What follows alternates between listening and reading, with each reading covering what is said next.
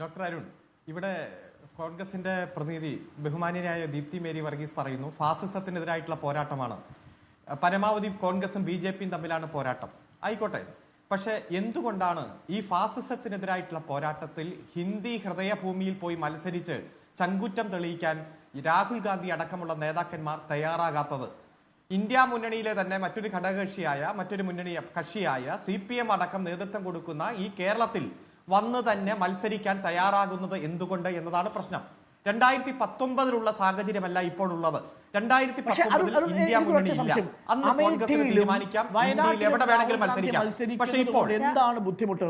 ഒരു pan national leader എന്ന image അല്ലേ രാഹുൽ ഗാന്ധിക്കുള്ളത്? അരുൺകുമാർ, പഴയ ചരിത്രങ്ങളിലും അങ്ങനെയില്ലേ? 2 മണ്ഡലങ്ങളിൽ മത്സരിക്കുക, അത് തെക്കു നിന്നും വടക്കു നിന്നും മത്സരിക്കുക എന്നുള്ളതൊരു ദേശീയ നേതാവിന്റെ ഒരു സാധ്യതയാണ്. 2ഓ 3ഓ മണ്ഡലത്തിൽ മത്സരിച്ചോട്ടെ, പക്ഷേ BJPക്കെതിരായിട്ടുള്ള പോരാട്ടം എന്ന് തന്നെയാണല്ലോ കോൺഗ്രസ് പറയുന്നത്. BJPയുമായി ഡയറക്റ്റ് ഫൈറ്റ് നടക്കുന്ന മണ്ഡലങ്ങൾ ഇന്ത്യയുടെ തെക്കും വടക്കും പടിഞ്ഞാറും കിഴക്കും എല്ലാം ഉണ്ടല്ലോ. CPMഉം CPIയും അടക്കം ഇടതുപക്ഷ പാർട്ടികൾ നേതൃത്വം കൊടുക്കുന്ന അല്ലെങ്കിൽ നല്ല ഭൂരിപക്ഷമുള്ള മുന്നേറ്റമുള്ള മണ്ഡലത്തിൽ തന്നെ വന്ന് മത്സരിക്കണം എന്നതിന് എന്താണ് പ്രശസ്തി എന്നതാണ് ചോദ്യം. ഇപ്പൊ ആലപ്പുഴയിൽ ഒരു സീറ്റ് തിരിച്ചു പിടിക്കാനാണെന്ന് പറയുന്നു. കോൺഗ്രസിന് മറ്റു നേതാക്കന്മാരില്ലേ? അഖിലേന്ത്യാ ഫിഗറായി ദേശീയ ജനറൽ സെക്രട്ടറിയായി പ്രവർത്തിക്കുന്ന രാജ്യസഭയിൽ 26 മാസം വേണ്ടെന്ന് വയ്ക്കുന്ന നേതാവിന് ഏതെങ്കിലും ഹിന്ദി ഹൃദയഭൂമിയിലോ പോയി മത്സരിക്കുന്നത് താങ്കൾ പറയുമ്പോൾ ഞാൻ ഇടപെട്ടില്ല. ഞാൻ പറയട്ടെ. സാഹചര്യം എങ്ങനെയുണ്ടായി? താങ്കളുടെ ഭയത്തെ ഇളമരംകാരി ഞാൻ ചോദിക്കുന്ന ചോദ്യം വളരെ കൃത്യമാണ്. ഫാസിസത്തിനെതിരായിട്ടുള്ള പോരാട്ടം അത് എന്തുകൊണ്ട് ഈ കേരളത്തിൽ വരുമ്പോ അത് രാഹുൽ ഗാന്ധി ആയാലും KC വേണുഗോപാലും മാറ്റിവെക്കുന്നു എന്നതാണ് ഏറ്റവും വലിയ പ്രശ്നം. MP-മാർ മത്സരിക്കാറുണ്ട്, അല്ലെങ്കിൽ MLA-മാർ മത്സരിക്കാറുണ്ട്, മന്ത്രിമാർ മത്സരിക്കാറുണ്ട്, മുൻ MP-മാർ മത്സരിക്കാറുണ്ട്. അത്തരത്തിൽ സ്ഥാനാർത്ഥി പട്ടികയിൽ ഒന്നും ഒരു തരത്തിലുള്ള ആക്ഷേപവും ഞങ്ങൾ പറഞ്ഞില്ല. 26 മാസം ജനങ്ങളോടുള്ള അവഹേളനമല്ലേ, ജനാധിപത്യ പ്രക്രിയയോടുള്ള അവഹേളനമല്ലേ? എത്രയോ ഉയർന്നു വരുന്നു. 26 മാസം ഉണ്ടായിട്ട് ഉത്തർപ്രദേശിലോ രാജസ്ഥാനിലോ നിന്ന് മത്സരിച്ച് വിജയിക്കാൻ കഴിയുന്ന ത്രാണിയുള്ളൊരു പാർട്ടിയായി മാറട്ടെ. ആ ഘട്ടത്തിൽ ആലോചിക്കാം. അത് തകർന്നു പോയതുകൊണ്ടാണല്ലോ BJPയുടെ വരവുണ്ടായത്. അപ്പോൾ ഏറ്റവും വലിയ ഒറ്റക്കക്ഷിയെ മാറണമെങ്കിൽ സ്വാധീനമുള്ള പ്രദേശങ്ങളിൽ നിന്ന് പരമാവധി സീറ്റുകൾ സമാഹരിക്കണം എന്നതൊരു അപ്രായോഗിക രാഷ്ട്രീയ തന്ത്രമാണ്.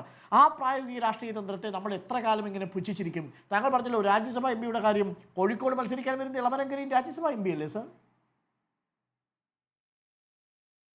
അല്ല, അദ്ദേഹത്തിന്റെ 2 മാസം കഴിയുമ്പോൾ അതിന്റെ കാലാവധി തീരും. 26 മാസം എന്ന് പറഞ്ഞാൽ ഒരു രാജ്യസഭാ അംഗത്തിന്റെ കാലാവധിയുടെ പകുതിയോളമാണ്. ആ പകുതിയോളമായതും 1-2 മാസം കഴിയുമ്പോൾ കാലാവധി തീരും. ഒരേപോലെ നമുക്ക് കാണാൻ കഴിയുമോ?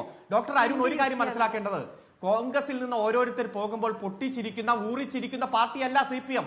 ഒരു മതേതര പാർട്ടിയായി കോൺഗ്രസ് എന്നും നിലനിൽക്കണമെന്ന് ആഗ്രഹിക്കുന്നവരാണ് ഞങ്ങൾ.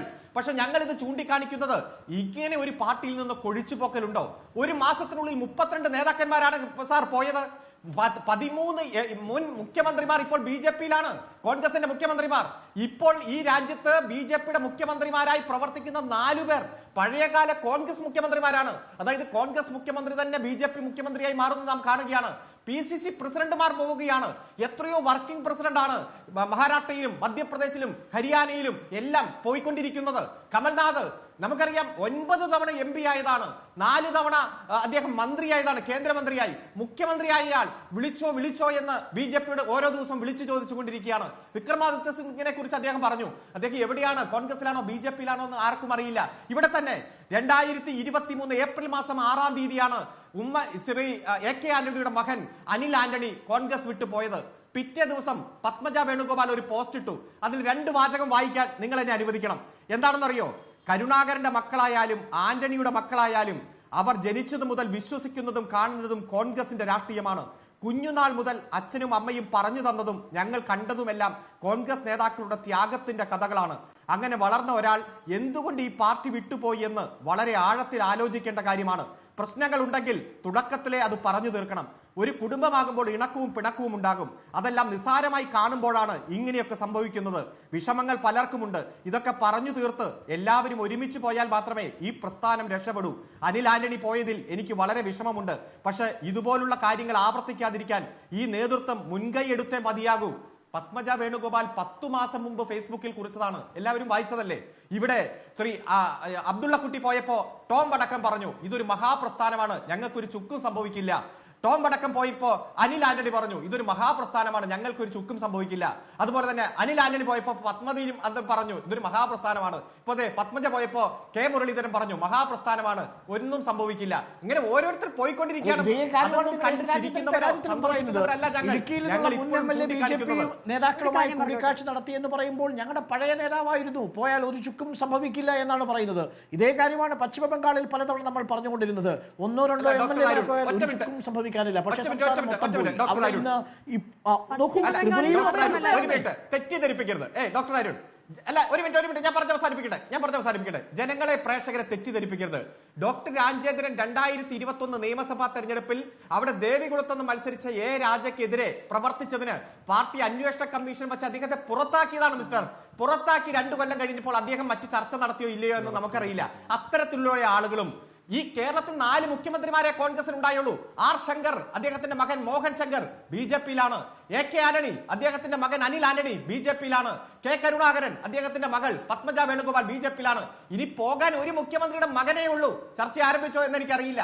4 മുഖ്യമന്ത്രിമാരിൽ 3 മുഖ്യമന്ത്രിയുടെ മക്കളും പോകുമ്പോ ശ്രീ കുഞ്ഞാ